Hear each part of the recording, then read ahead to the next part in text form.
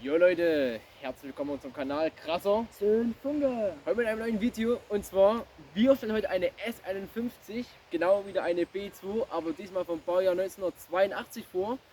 Die ist leider nicht unser, vielleicht aber bald, nee, war Spaß.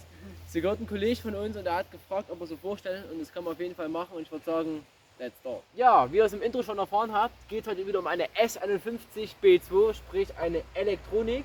Diesmal ist er aber Baujahr 1982, da gibt es einige Besonderheiten, die stellen wir euch aber dann im nächsten Video euch vor. Erstmal stellen wir die Bude wieder vor. Also, wir fangen mit dem Auspuff an, der nicht original ist, genauso wie die Reifen. Die Reifen sind von V-Rubber und es sind keine originalen K33 wie von früher drauf, aber das sollte uns jetzt nicht abschrecken, weil der Rest ist ja original. Ja, weiter geht's mit dem Motor.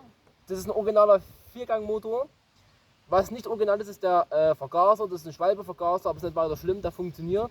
Ja, wie gesagt, 50 Kubik, Viergang, original, nichts dran gemacht. Der läuft sehr ruhig und leise.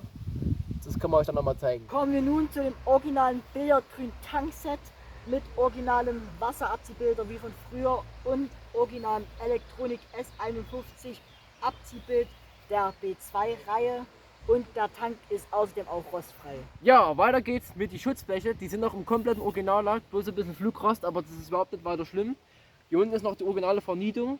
Das ist genauso wie vorne und auch hinten, beide im Originallack, 1A Zustand. Ja, weiter geht's mit der Sitzbank. Das ist bloß ein Sitzüberzug. Wenn ich den jetzt runterziehe, kommt die wunderschöne originale Sitzbank zum Vorschein. Diesmal in der glatten Ausführung, weil es ja eine von 82 ist. Und hinten mit Simson IFA-Schriftzug, aber das sind dann in einem der nächsten Videos. Ja, eine kleine Besonderheit an diesem Fahrzeug ist die Hängerankupplung mit Steckdose, auch voll funktionsfähig. Finde ich klasse, dass es sowas noch gibt. Ja, wir haben jetzt alles so weit vorgestellt, was an dem Moped besonders ist und auch geil ist. Ich würde sagen, wir gehen zum Soundcheck über und wir machen die Kiste mal an.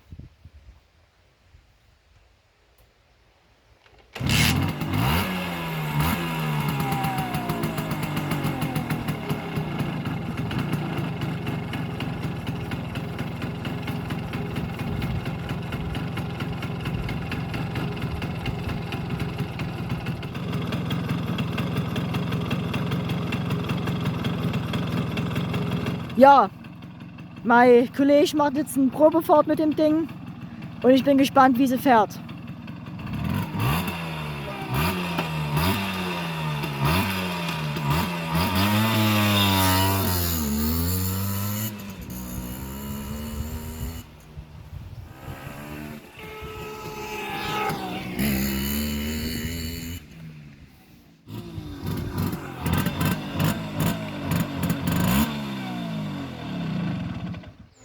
Ja, Probefahrt ist erfolgreich beendet.